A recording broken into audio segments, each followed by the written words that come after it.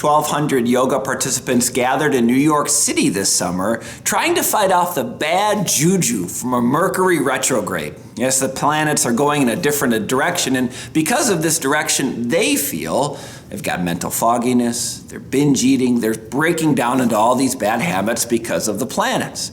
So they can just gather in this park and throw off this bad JuJu, their term, not mine, they'll be able to heal.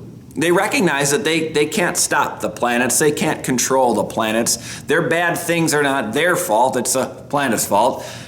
But if we can just try to get our core aligned, we can align the planet's core as well. It's a nice idea to think that your breathing exercises can control planets, but larger concept, I suppose, is why are we so willing to blame my mistakes on somebody else or something else? Psalm 81. In your distress you called, and I rescued you. I answered you out of a thundercloud.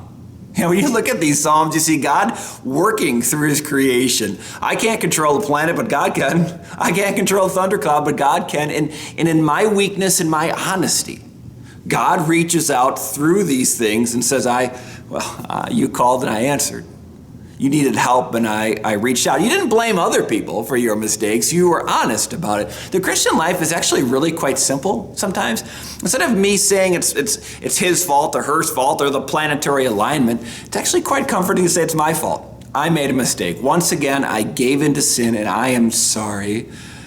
But God's going to rescue me. God's going to reach out and help me. God's going to be held according to his promises. The planets, well, they're not as stable as I'd like, but God, he's pretty stable. He reaches out for people like me, even through thunderclouds, the king of his creation, to care for his created, to forgive, to restore, to put me in proper eternal alignment with Jesus, my Savior.